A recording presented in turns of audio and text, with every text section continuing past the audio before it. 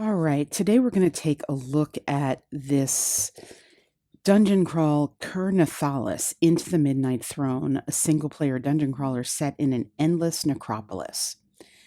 It is a playable out of just this book, and it's from Blackoath Entertainment. I've done an Alex T. I've done a bunch of his games before, and he is always good for random tables, theme, and just enough structure to let the player know where they're going, but also enough open-endedness to really personalize the gameplay.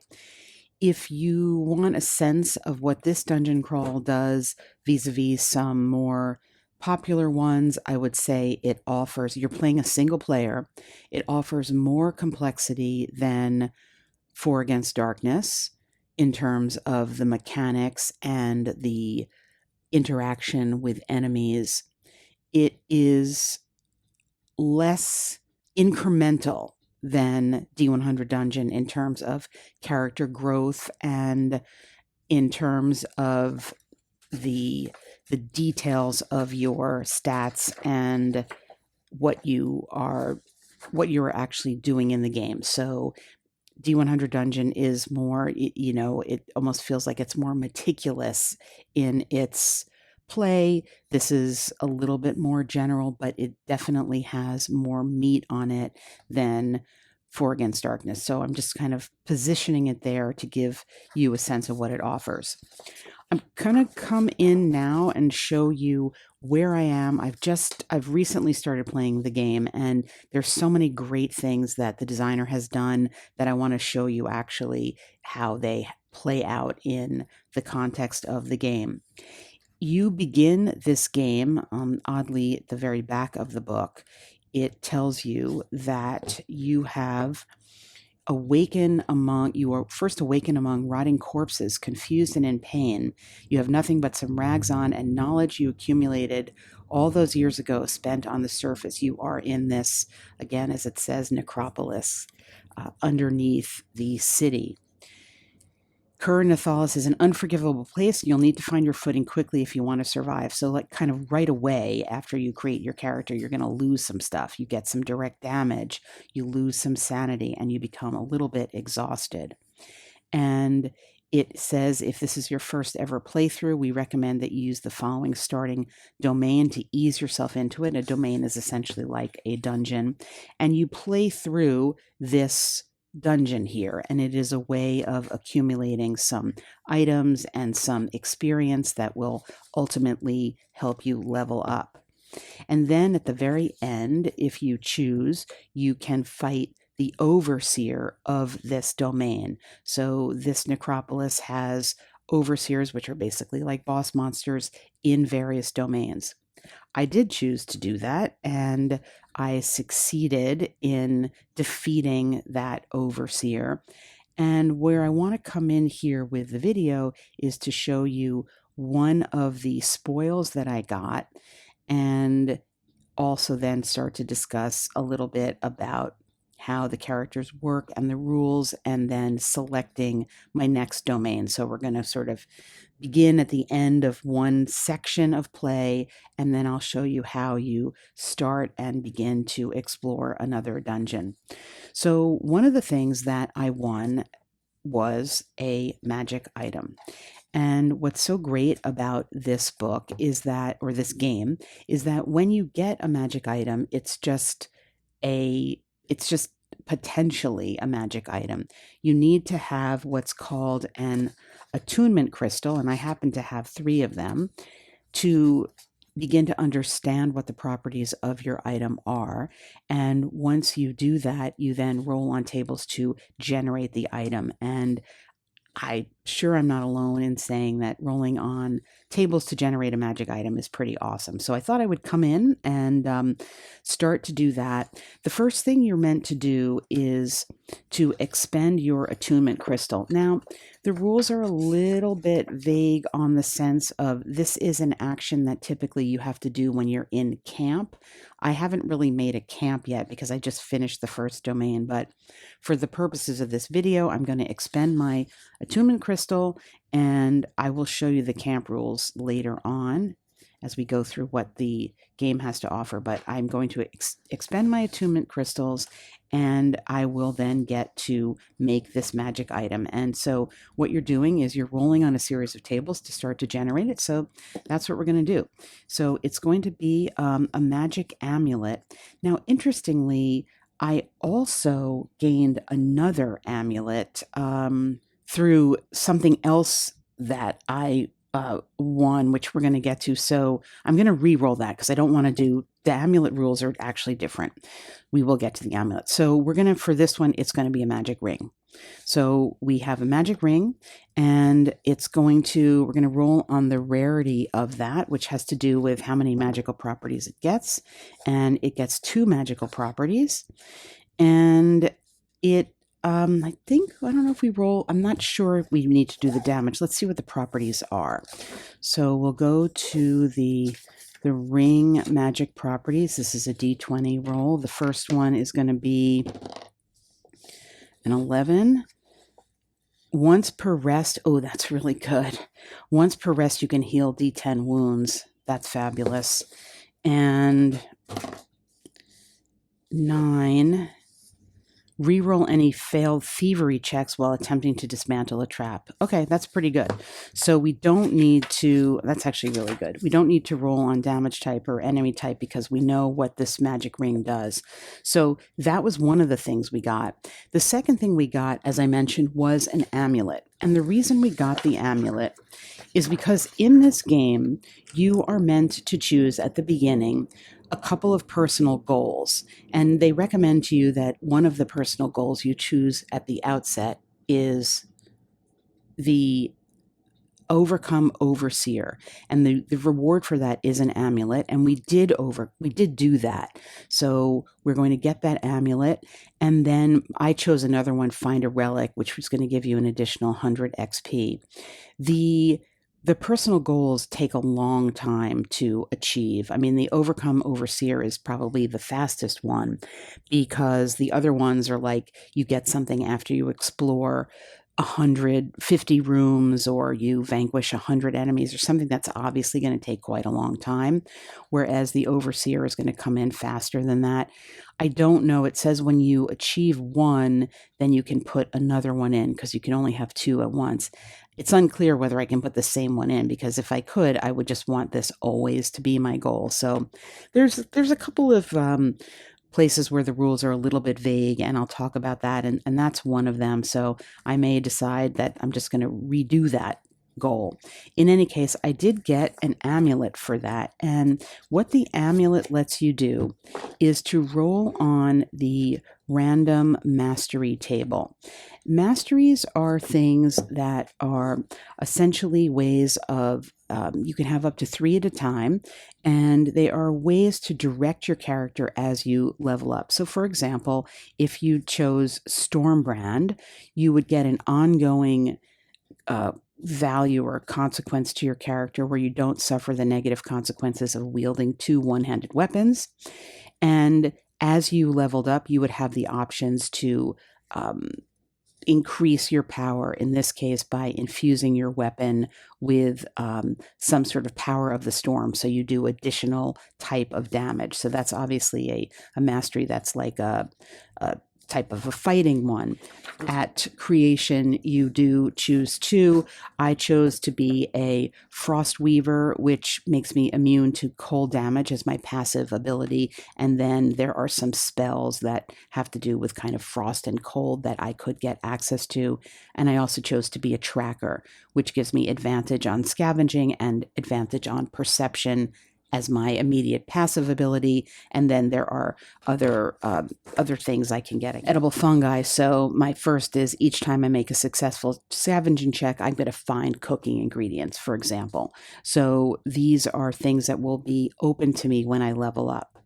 So the amulet benefit that I got from overcoming the overseer is to roll on the random table that is going to give me another random mastery. So we're going to find this table, And as you can see, there are 20 of them. So lots of different ways to personalize your character. And we rolled on 2. Ooh, Arcanist. Awesome. Arcanist, you have studied everything there is to know about the etheric realm and how it manifests in the physical world, granting you superb knowledge and control over the arcane. My passive ability, each time a creature receives arcane damage as a result of my abilities, increase my arcane damage by +1 against that same creature. Well, that's pretty cool. And then I'm going to get some kind of like a magical shield, magical missiles and things. So I'm going to make a note of that, and we will, that is something else we got from that overseer.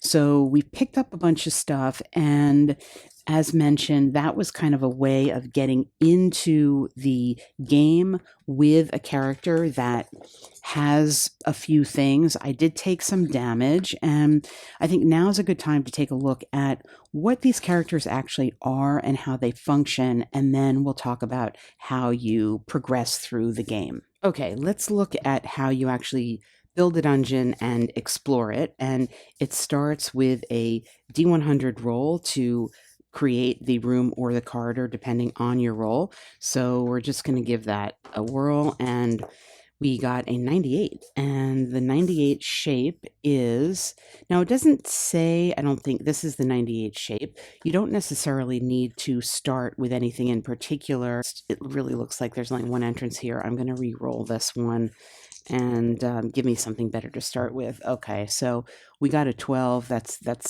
definitely better to start with. So we're going to draw this up, and I'll do that off camera. The first thing you do after the room and corridor shape is you can roll on the room description, and it is sort of optional in a sense. It says it's for flavor, and this is really where you can bring something to the game if you want. So I got a 36. So we're in a corridor here, and in the corridor, it says a small black pool reflects the darkest aspects of one's soul, showing the horrors hidden within. So you could use that as flavor or theme, or you could decide that you're going to somehow interact with that in an ongoing story if you have one. But for the time being, we're just going to have that as some flavor. And then it says that for the first room only, and I'm going to count this corridor as the room because we're entering the domain, we need to determine who the overseer is and what modifier they apply to the creatures in the domain. So they have not only a not only do the overseers are the boss of the domain, but they impact all of the creatures in certain ways that you encounter there. So what we need to do is roll on the random overseer table, and that is a D10 roll. So we're going to see whose domain is this. It is the domain of the Venom Cloud Siren. Well, that sounds pretty good. Pretty interesting. So let's check out. So all the overseers have these double spreads. You have a description of who they are, how they function, and the various actions that they can take. And we will take a look at her. She is an eerie enchantress with a domain over the deadliest toxins known to man. Her haunting presence is marked by billowing clouds of virulent gas that choke the air, and her serpentine movements conjure venomous projectiles that strike with deadly precision. She leaves a trail of creeping vines and thorns in her wake that ensnare the unwary, leaving them to quickly rot away and nurture life in the necropolis. That's pretty dark. We have the stats for her, which mirror the stats for all of the enemies. I'm not going to go over these right now because maybe we'll show some combat later. And then also they have specific actions, and this also lends a lot of theme. So before you do a round of combat, you roll to see what they might be doing. She might be doing a toxic cloud, which then will force everybody in the room to make an endurance check or take poison damage. She may do a serpentine strike, which would deal piercing damage, or you have to pass an endurance check. Looks like there's a lot of endurance here. Venomous projectiles, ensnaring thorns. And if you get ensnared, you get a condition called entangled. There are a bunch of conditions in the room. So we know that this is the domain of the Venom Cloud Siren. And then in addition to that, we need to indicate what impact she has on everybody else that we encounter. So there's a table called Overseer Influence, and that's a D10 roll, and we're going to see the impact that this Overseer has on the domain itself. We rolled a 7. Corrupting. Each time the creature deals 3+ damage on a single attack, the target must make a tenacity check or lose 1 sanity. So this is another thing we need to remember when, if we are getting more than 3 or more damage, we're going to have to make a check or start to lose sanity. And there is an impact in the game of sanity loss, which maybe we'll get to later on. So now we know what we're dealing with, and then we start to go through the rooms and work our way through the dungeon. The way the dungeon unfolds is a clever mechanic, and the game has the mechanic of the usage die. So, for example, this is a D12. You may be familiar with this from other games. A D10, there is a step down system where you're going to be rolling dice in a chain, and when you get to the last die, the D4, you are at the end of that chain. So, how it works. In this particular case, the lair check begins with a usage die of 12. Every time you go into a new room, you roll a d12. Nothing happens unless you roll a 1 or a 2. When you roll a 1 or a 2 on the d12 usage die, it's expended, and then the next time you go into a room, you're rolling the d10. When you roll a 1 or a 2, that's expended, and so on. Of course, your chances of rolling the 1 or the 2 are increasing as the die is decreasing. And eventually, you're going to get to the D4 usage die. When you roll a 1 or a 2 on that, you have discovered the lair of the Overseer. So that is a way of kind of mirroring as you travel through the dungeon. You're getting closer and closer and closer to the Overseer. So you do roll that with each new room. The other thing that you roll with each new room is called the tension die. Now, the tension die check starts with a D8. So the chain doesn't start up at 12, it starts at 8. So it's a shorter chain. It goes 8, 6, and 4. And you're rolling this to determine, it's something called growing darkness, that basically new dangers are happening in the dungeon. There's a darkness table. And when you get down to the 1 to 2 roll on the D4, you then have to roll on the growing darkness table that's going to impact the dungeon itself, and maybe we'll get there. If not, I'll show it to you later. So again, another way of changing the overall conditions of the dungeon that you're in. So you roll those dice when you go into a room, and then when you go into a room after all of that, you're rolling for to see if there's a combat encounter, and that's a D20 roll. And if you're in a room, you will have a combat encounter on a 10 or plus. If you're in a corridor where there's less likely chance, which we were, you get a combat encounter on a 15 or plus. If it's a combat encounter, then you go and roll for your enemies, and there are quite a lot of them in the book. So you could see this entire section of the book starting here. These are all various combat encounters. There's a lot of different enemies, and they have a lot of different things that they do, which is really great. If there's no combat, then you roll on the event table. So you're doing all of that procedure for every room that you travel through until you reach the Overseer, where you then encounter the Overseer. There are rules as well for backtracking or retreat if you wish to go back and pick something up that you dropped or whatever. And there are also rules, as mentioned, for making camp within the dungeon, creating a barricaded room, and doing some rolls to try to restore health and things of that nature. And you do this to play the game and to get experience points that will allow you to level up, etc. So with all that said, we're going to go back to our dungeon based on the corridor roll. So what I'm going to do is I'm going to sketch out the corridor that we rolled up, and then we'll start to make our way through this dungeon. So here's the corridor. Not much to look at really, but before we start exploring, I want to actually go through a little bit more of the procedures just to give you a fuller sense of what the game is. When I started filming the video, I did not yet have this player reference. It is a 22-page, pretty essential download that is needed to organize this play, because one of the knocks on the game is just the organization of the book could be, I think, substantially more streamlined, and as a result, the player reference that explains procedures is 22 pages long. So what I want to do is just pick up a few things that I did not perhaps explain as in a linear manner as I could have, which is one thing I want to touch on is basically how you level up, character progression, it's called. So you get, if you're rolling doubles when you make a skill check, so for example, if you're rolling on this would be like a 44, for example, when using a particular skill, you get to give an improvement check there.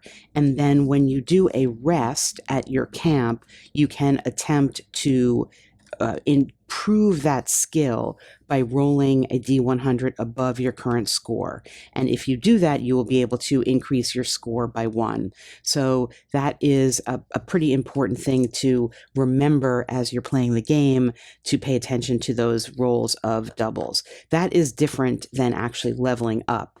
Leveling up happens when you accrue 1,000 experience points, and then there's the way you get experience is delineated here, but it's something you need to remember, because, for example, if you're opening a locked door, you're getting experience, or if you're dismantling a trap. So during the course of play, you will be getting experience for various things that you do, including defeating combat encounters.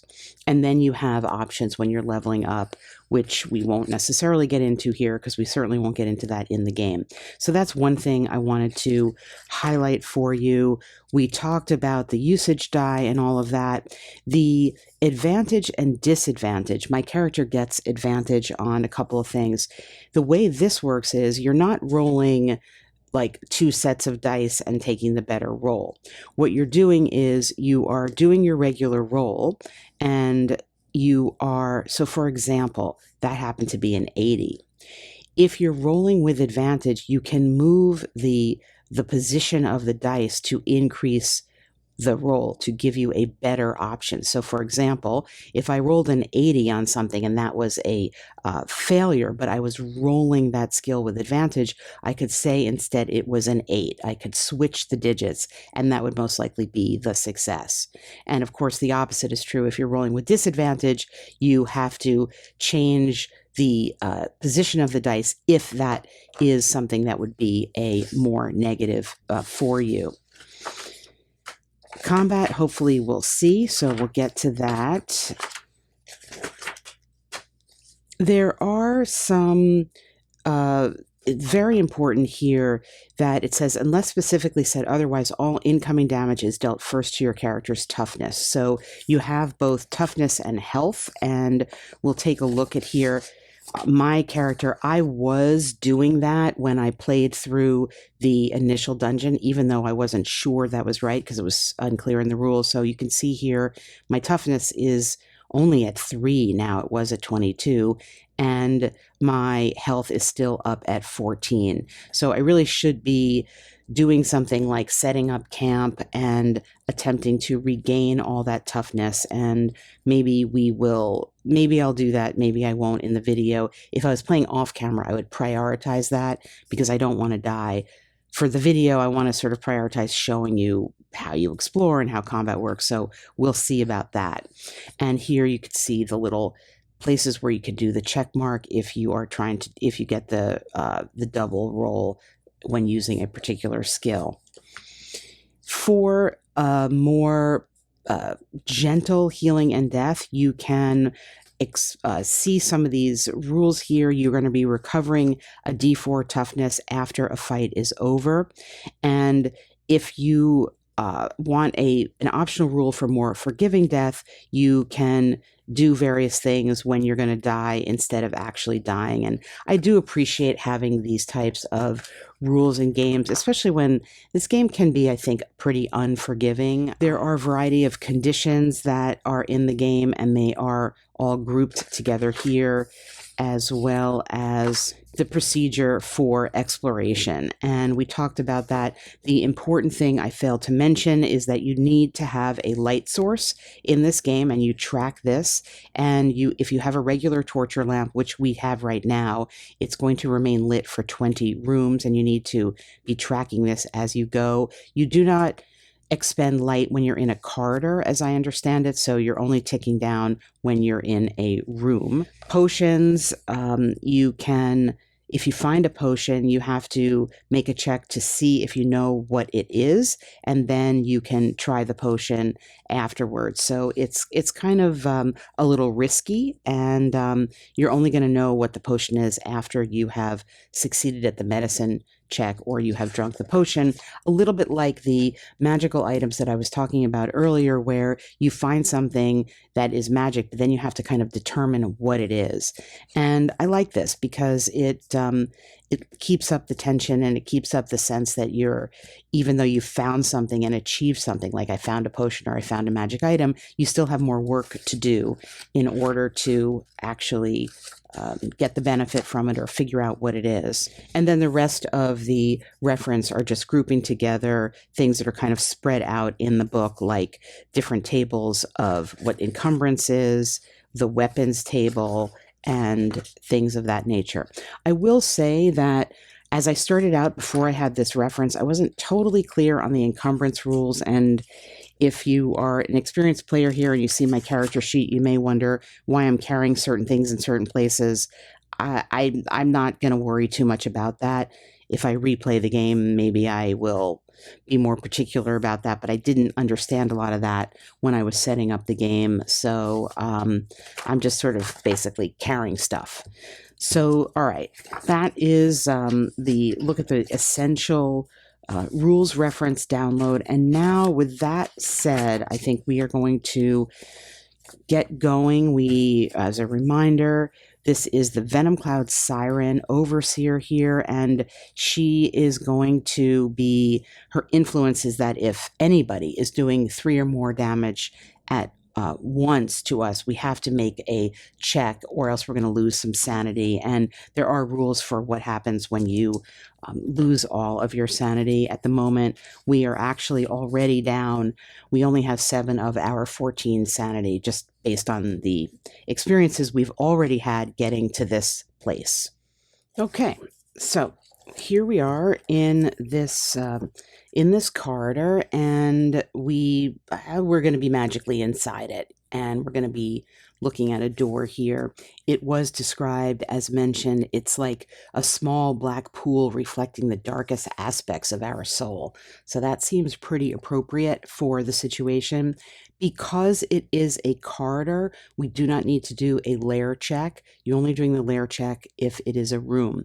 We do, however, need to see whether or not we're going to have any enemy in here. So again, on that, for a corridor, we would have an enemy encounter on a roll of 15 or more.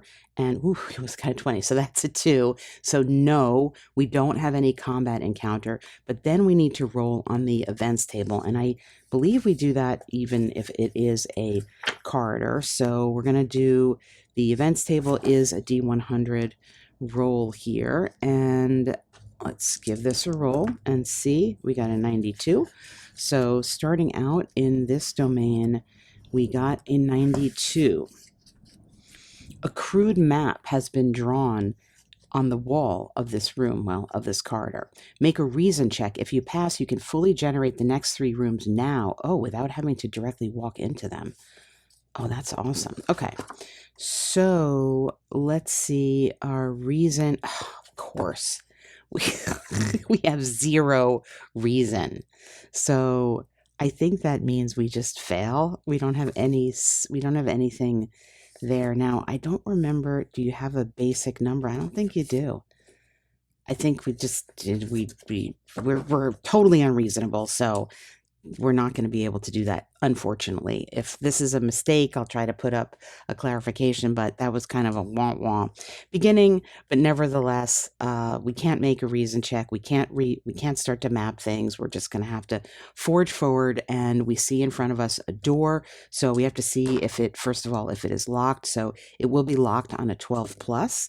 It's not locked, and we don't then I think need to determine, I don't think it will be trapped unless it is locked. So I'm going to then move forward in this way and do another roll to see what where we go next. We got a 41. Now, one point on this table, for whatever reason, the images are like above the number, which for some reason was confusing me. Even at the first segment here, I was thinking we were starting here, but we actually were starting here. So just a note on that, I said 41, and 41 is this little segment here. So I will draw that, but let's give this a little bit of a character. Ooh, I rolled a 1. So the description here of this room: rusty iron shackles hang from the walls, and the floor is littered with the remains of those who suffered unspeakable agony. So again, that's flavor. There's not a mechanic or, well, there's a mechanic, but there's not tables or things, for example, for you to roll on that and see, could you search the bodies or could you pull the thing off the wall? Obviously, if you wanted to develop this game in that way, you could certainly do that and go outside of the game to get tables that would allow you to do things. And I think one of the a natural pairing of that might be 2d6 Dungeon, for example, with all of its tables and kind of, in my opinion, lackluster rules. Here we've got some awesome rules, and we do have awesome tables. But for something like that, for the flavor, you could, if you have 2d6 Dungeon, do that, and I probably will when I'm playing off camera. But for now, per the rules, that's flavor. And what we're going to do is, let me draw this room out, and then we will, well, actually, let me draw the room first. Okay, here's our next room. The very first thing we need to do is to check off that we are using a light source because we have entered a new room. So we do that. The next thing we need to do is the layer check. Again, we're seeing here, this is the step down die for beginning with a D12. And if on a 1 or a 2, we're going to step down. Otherwise, we're just going to keep rolling the D12. And we rolled a 12. So we did the layer check there. We don't step down. And since it is a room and not a corridor, we then have to do a tension die check. And that's going to see if the darkness is encroaching. And that tension die chain begins with a D8. So we roll that. We got a 4. So we're good there.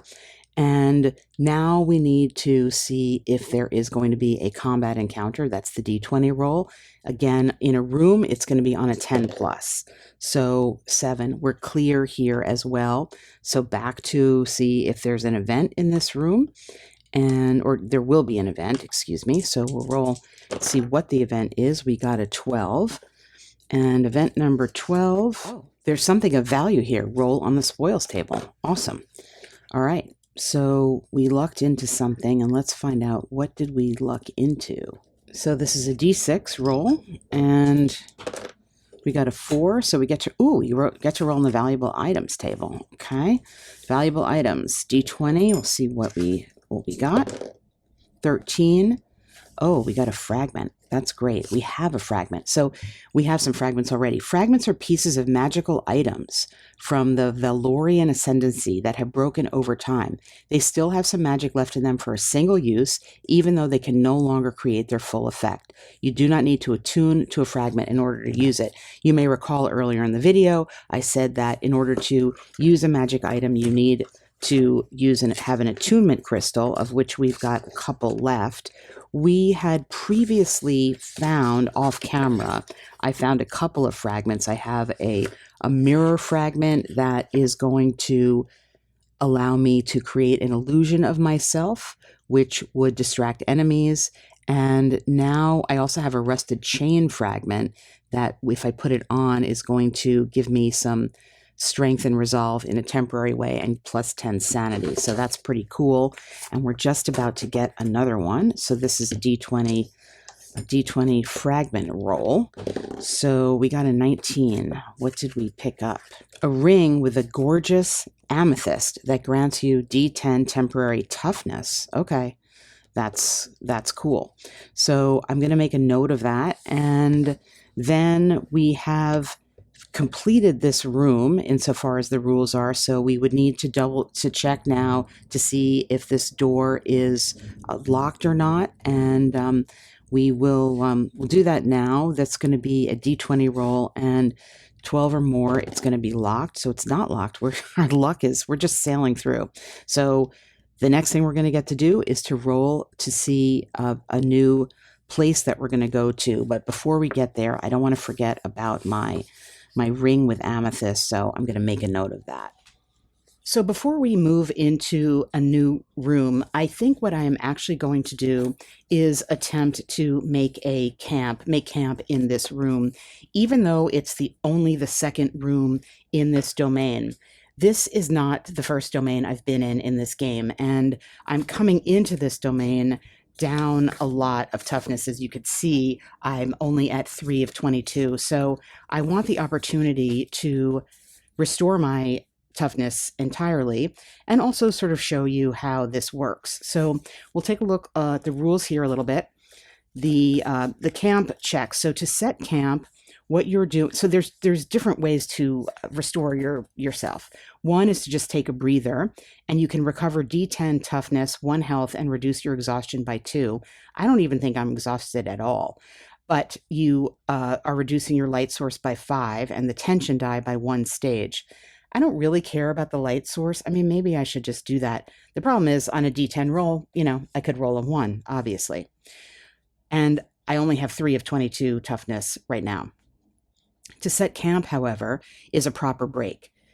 It says hours of fighting and constant tension wear you down, so you need to set up camp to secure a room, because you can't attempt to rest when you don't know what sort of abomination will wander into your camp.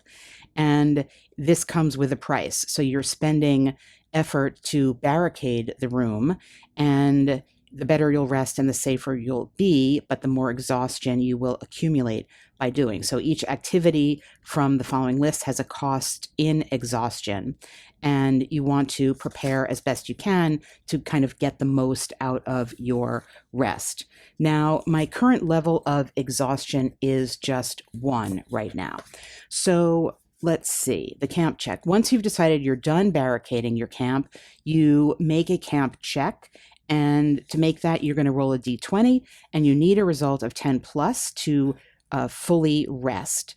If you fail that, a couple of bad things happen. You have to roll on the encounter table, and you also are going to reduce the benefits of camping by half, rounding down. So that's pretty bad. Setting camp consumes a ration. Not having rations reduces all the benefits as well. I believe I do have some rations. Let's just check on this.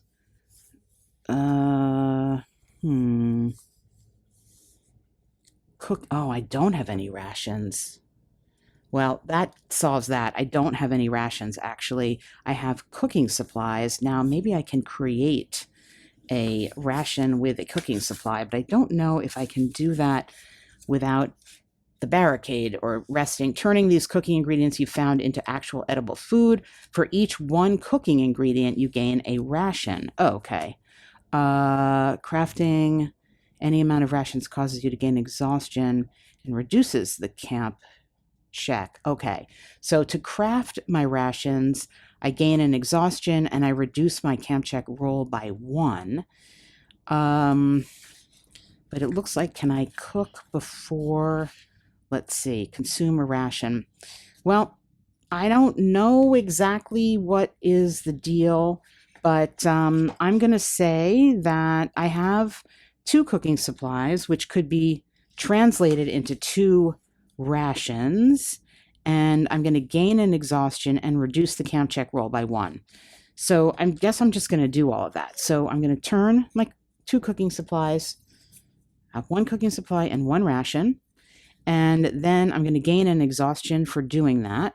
So I guess the question is, can I do that before I did my camp roll? And I don't know, but hey, it's what's happening. So could be in error here. And I've lost where the exhaustion is. All right, so my current exhaustion now is 2. And I have to remember my camp roll is now down 1. However, in order to do the camp roll, I need to consume a ration. So now, having crafted that, I'm going to consume this ration. Again, not clear that I'm doing this right, but it's what I'm doing. Barricade. You've seen what sort of horrors call this place home, and the last thing you want is to wake up with one of those things gnawing at your face. For each crafting supply spent reinforcing the place, you gain 1 exhaustion, but can add 5 to the camp check roll. So I have 10 crafting supplies. So I'm going to spend just 1 of them. That seems to be easy. I could spend 2 for a guaranteed, but we'll leave some tension here. So I spent a crafting supply. I'm going to gain an exhaustion. So now I have up to 3 exhaustion. And I'm going to add 5 to the camp check roll, which is really 4 because I'm down 1. We talked about the cooking. Yeah, we talked about the cooking, crafted bandages. I'm not going to do that. I don't need oil, ritual ingredients, or torches. I don't need to spend anything. And then I can do rest. Let's see. Oh, no, that's the only thing I could do if I do that. All right. So then I guess I can do my camping roll, but I'm only actually ending up with a benefit of 4 to that roll. The question is, do I want to risk it? What if I did that and then didn't get all my toughness back? I think I'm not going to risk it. I'm going to spend another crafting supply going down to 8, giving me a +5. So that's really a +9 on the camping roll, but my current level of exhaustion is going to be 4. And then I will do the roll, and let's just go back and check it out. So I have a +9. I'm rolling a d20. So on a result of 10 plus means that everything is fine. So basically, I don't obviously even have to do the roll, but we will do the roll just to see what we got. Oh, we got a 13. So I didn't need to do that other one, but I did. So I successfully camped, assuming I'm doing this right, and I've regained all my toughness and health, D4 sanity. I do have a sanity loss, so let's see what we regain here. And I regained 3 sanity, and so that brings me to 10 sanity. And I'm going to regain all my toughness, which is going to be 22, back to 22. I'm not down any health, and it says I can reduce my exhaustion by 10.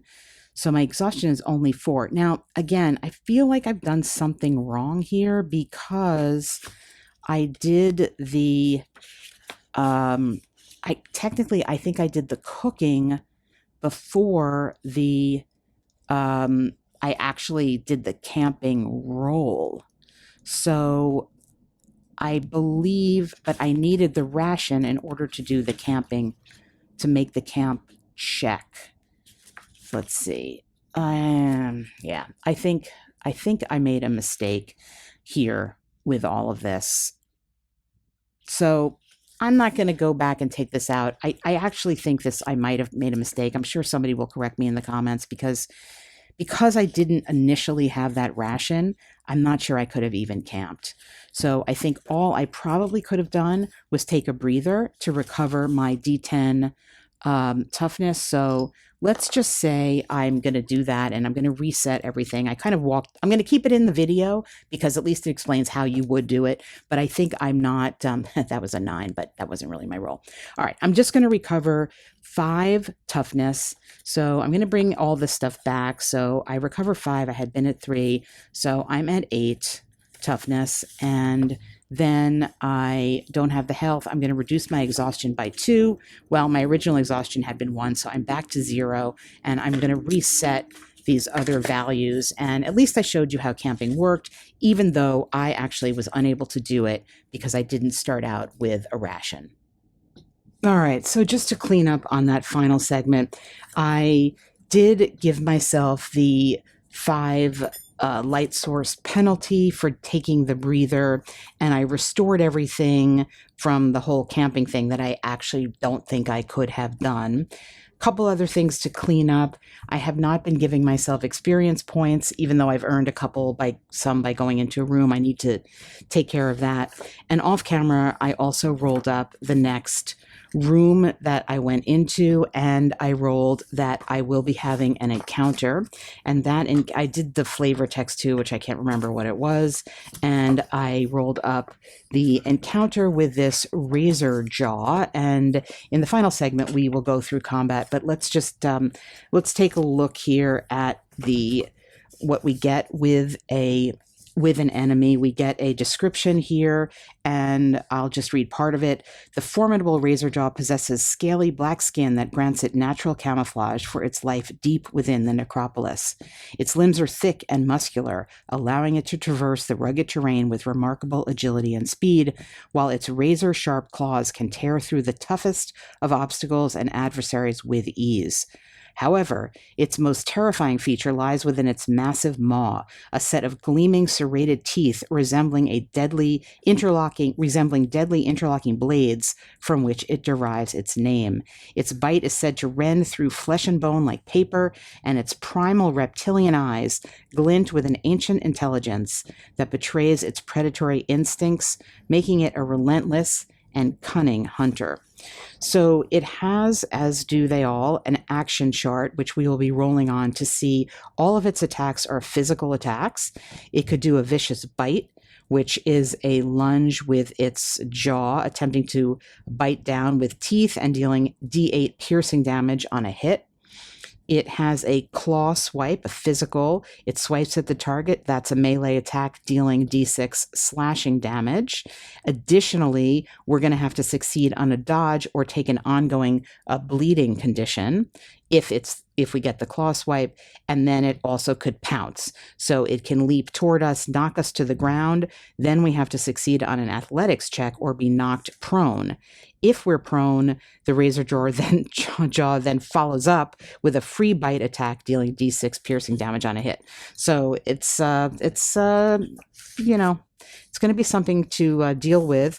Noticing our athletics is only at 10, so we would have to roll 10 or less to succeed on that.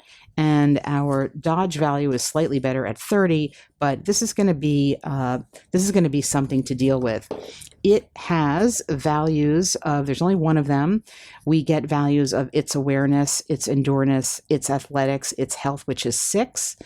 There is a hit location, which is when you do a hit, you're rolling on the hit table, and there is a kind of a place where it is, I can't remember if it's called favored or whatever, a critical place to hit it where you do extra damage. It does have an armor value of 1. It has a combat skill of 40, meaning it's going to need to roll 40 or less to be successful on any of those actions that we had down there. So that's the deal there. We do have some magic we could use, and it has a magic resistance of 30, so that might be something we should try because it's going to be harder for it to resist that. And if we succeed in dispensing with it, we get to roll on the spoils table. It also has a trait of penetrating. I'm not sure what that is. I'll have to look that up. And then I just want to point out that all of the enemies have a level adaptation table, meaning if you, the PC, are at a certain level or beyond, you're then adding on various values to the enemy. So they basically scale up in that way. And in this case, it's after level 5 and after level 10, they get additional things.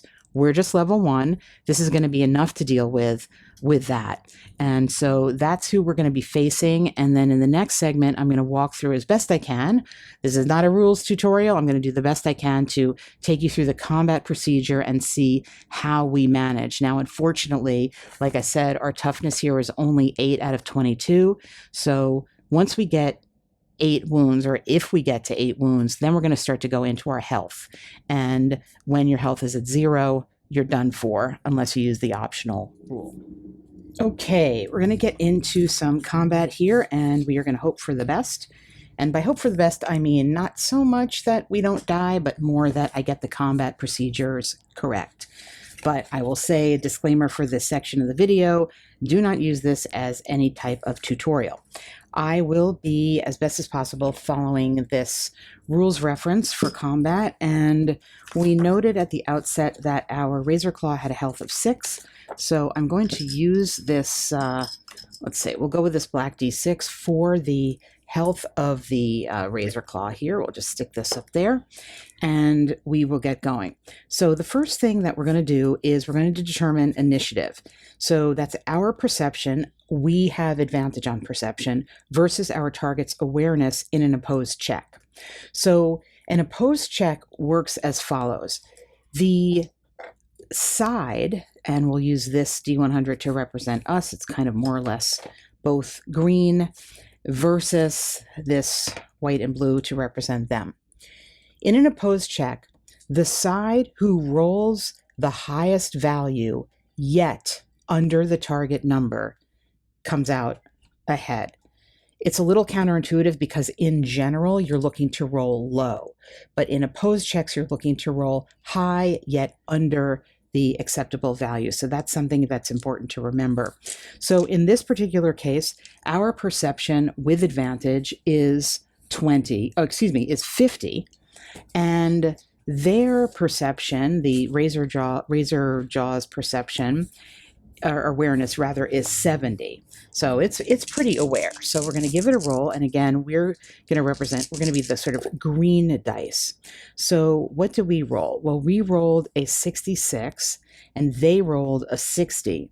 Now, I said our perception is 50 and we rolled a 66. Unfortunately, we cannot switch these because switching them would be the same. However, that is one of those advancement rolls because it is a double. So at the least, we're going to mark off the our perception here as being getting that advancement tick, and that's for a later moment. And they rolled a 60, which is under their score. So they get initiative. They're going to act first in the combat. So let's move ahead to see exactly how this works. So the next thing we're going to do is they're going to be using their, they're going to do a standard attack, I believe. So we're going to roll first off to see what their attack is going to be. And they're going to attack with a claw swipe. The Razor Jaw, if it's successful, is going to swipe at me with its claws, and it is going to make a melee attack dealing D6 slashing damage on a hit.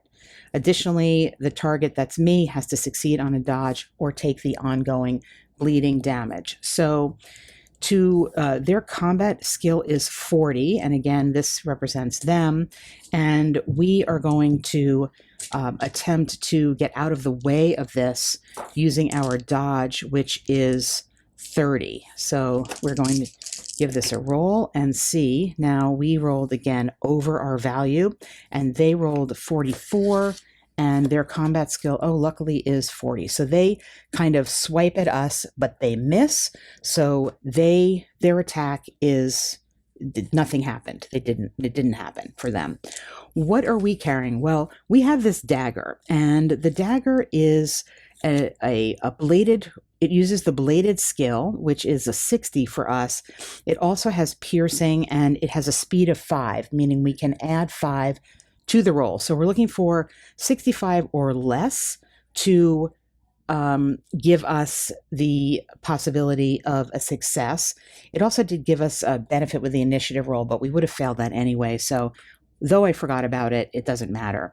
In any event, we're looking to roll 65 or less, and they are going to be looking, again, using their combat skill to get out of the way, 40 or less. So, well, actually, before I do this, I realize I think what I want to do is I think I want to use some magic here. Let me think about this and come back. So, yes, reconsidered. I'm absolutely not going to jab at this thing with my dagger. That would be ridiculous. What I am going to do is to use one of my masteries. So you can use one of your mastery abilities, and this one, the Frostbolt, I'm going to confirm that it is considered a standard action. And mastery here, it is a standard action. It costs 4 ether, which is going to be replenished every new room. So we're going to go down. We've got 14, so that's fine. We will use up 4 here, and we're going to go down to 10 to cast Frostbolt. And Frostbolt is going to, a shard of ice emerges from your hands and strikes your opponent in a cascade of ice, dealing D8 plus 1 cold damage. The reason we want to do that is because, first of all, the damage that we're going to do from the dagger is going to be, we're going to be rolling a d6 on that chart. First of all, we could miss. Second of all, we're going to be rolling a d6 on that chart, and that is not going to produce terribly too much damage, even if we're successful. So we are going to hope that we get a good roll on our D8 here, and we got D8 plus 1 cold damage. I don't see anything where it is immune or anything like that, so let's hope for a really good roll here. And we got a 5, so that was 5 plus 1 is, that was a really good roll, 6. That was 6 cold damage, which I think dispense with this thing just like that. Like we just did that spell, and that was it. If I'm wrong here, I'm sure somebody will tell me, but I think that was it. Let's give it a resistance roll. So it has a 30 magic resistance. Let's hope that it doesn't resist it, and it does not. It rolled a 61. So even if that wasn't automatic, it did not resist it, and so it was dispensed with. It is gone, and that is great. Now, I believe the magic goes through the chest armor. I don't know for a fact if it does or not, because, well, does it? Does it? If it didn't, it would have 1 health left. It would have 1 health left if the magic did not go through the armor. I don't know the answer to that question, but we're going to table that question here, and I'm going to go back and show you just one more example of what might have happened if I used my dagger, just so you can see sort of how that works. So let's say I didn't do my magic spell, and instead I decided to use my bladed weapon with the +5 speed. That's, I need to be rolling 65 or less. So let's say I do that, and I rolled a 47, so that's a success. I should have rolled at the same time. It's going to use its combat skill to attempt to get out of the way, so it needs to roll a 40 or less, and it rolled a 45 actually, so it wouldn't have gotten out of the way. The other point is, when you do damage, you are rolling on a damage table, and the damage table is as follows. It is a die roll here, and every kind of physical weapon is going to be doing this d6 damage. You're going to be rolling your d6 and then determining what happens. So if that was my roll, even after a successful combat, I wouldn't have actually done any damage. Now, let's say I had some sort of benefit or rolled with advantage. I would get to roll maybe extra dice. I wouldn't add them up, but I would look at them individually. So I would get for this 2 points of damage, and for this another 2. So this roll would represent 4 points of damage. That's a sort of overview of how combat works. And then once the enemy is dispensed with, you get whatever benefit is, in this case, a roll on the spoils table. All right, so it's time for some final thoughts on Ker Nethalas Into the Midnight Throne, a single-player and co-op dungeon survival game from Blackoath Entertainment. This is dungeon crawling in an endless necropolis, and it is highly thematic. It does take the necropolis theme throughout in terms of both the characters that you play, the enemies that you face, the overlords that you face, and it does that very successfully. I think this game, as I said at the outset of the video, occupies on the one hand, a crowded space. On the other hand, it finds its way into that space super effectively. To put it in the context of other popular games that are pen and paper dungeon crawls, single player dungeon crawls, to me, this is richer in mechanics and theme, well, not theme, richer in mechanics than 4 Against Darkness. And you also have the ability and, in fact, the requirement to play 1 character as opposed to needing to manage 4. 4 Against Darkness has lighter mechanics. I can't say it has lighter theme because if you go beyond the 4 Against Darkness base game, which is kind of generic fantasy, there's a ton of theme and it can go in many different directions, including something that would be like a necropolis. So it could go darker or lighter. So the theme, I would say they're comparable.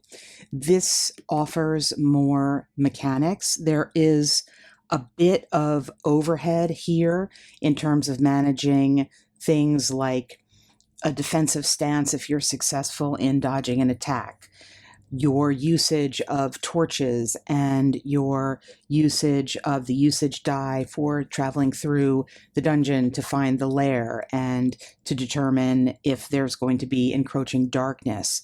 There are a number of rules, as I said at the outset, with a 22-page rules reference. That tells you that there aren't, I don't even know if there's 22 pages actually of rules because most of what's in here are random tables and enemies. So the rules organizationally in this book leave something to be desired. The rules reference goes a long way to sort of fixing that, remedying that issue.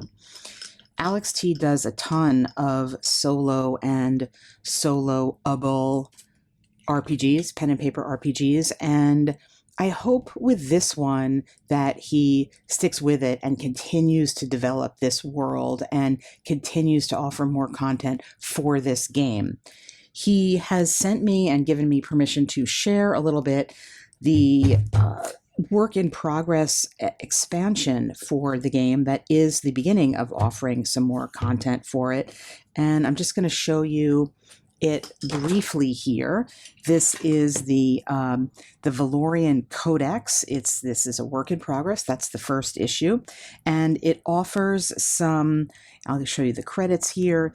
It does offer a few rules changes, so you can play a commoner player characters if you wish, and some rules about how you play as a commoner and your opportunity to have a background.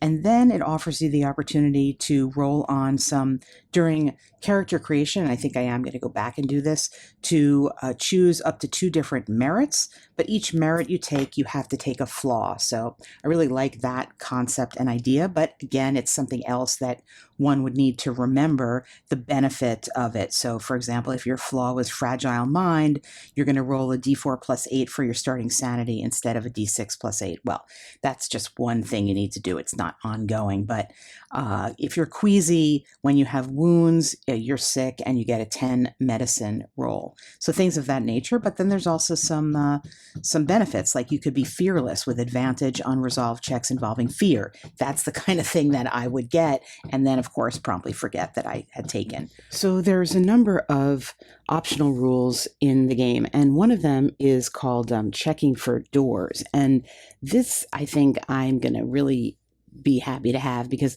this is a look at the rest of the dungeon that I've been playing, and maybe it's the tiles I rolled or whatever, but a lot of them don't have doors. I had a lot of dead ends here, and I sort of wandered back and forth. When I rolled on this particular door, I got a -30 in terms of difficulty, so it would be super hard to open. And then this one too, I eventually did open this one, but it also was at a -30 difficulty. So it was like, I was kind of wandering around. There was really it was very linear. There's nowhere else to go. But there is now this optional rule from the expansion where you have a simple table that allows you to roll on on it to determine, is there a door here you haven't seen? Is it locked? Is it trapped? Whatever. Or maybe no, there's no door. So maybe that's a recognition that some of the tiles don't have a lot of doors. So that's one of the other optional, or one of their optional rules. There's a couple of combat rules that are, there's combat surprise combat superiority, where if you are doing really well in combat, you get something, you can accrue something called edge. And edge is giving you certain little incremental benefits to your combat activities in the game for that combat. And you can only accrue a certain amount, but it kind of recognizes the fact that if you are encountering something and having success, you get even more success. So that's another one. And there's a few about sort of shortening combat in various ways. If you want to just do one round of combat and have it be done and understand what might happen at the end of one round, if you won or if the enemy won, there's a rule for that. I do appreciate that, because sometimes, not so much in this game, because the flavor of the enemies is so well developed, and the tables that they have in terms of what they do are well developed. But sometimes I find soloing things, combat is just a little bit draggy. I'm never a huge fan of combat anyway. If I'm playing a co-op game, it's more interesting, but soloing, sometimes I want to know, well, let me just do one round and then what happens? Well, there are some alternate rules to allow that to happen in this game. And then there are some alternate weapon damage types. So in the main book, there's kind of a single type of damage per weapon, but in this game, you get to kind of choose. You could see an example here of some of the options you might get for the sword. For example, it could be slashing or piercing, or the longsword could be slashing or piercing, etc. So you could choose that at the outset, and it might impact your dealing with the enemies in a certain way.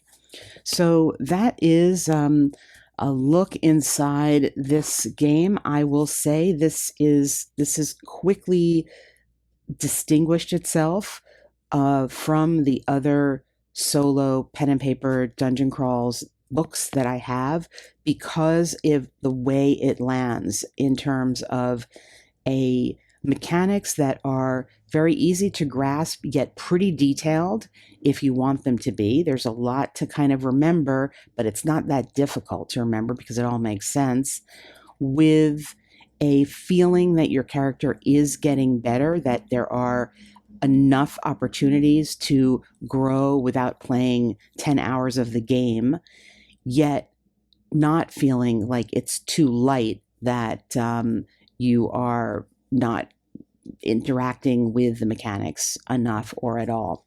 So I really hope, as I said elsewhere in this really long video, I love what Alex T does. I love what he's done for the solo gaming community.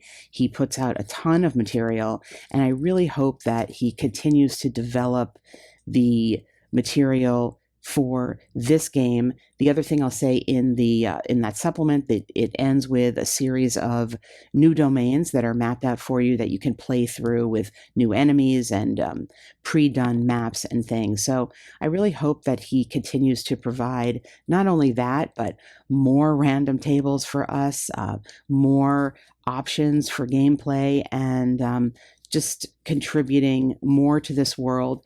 In this book itself, there is a ton of gameplay, I will say that.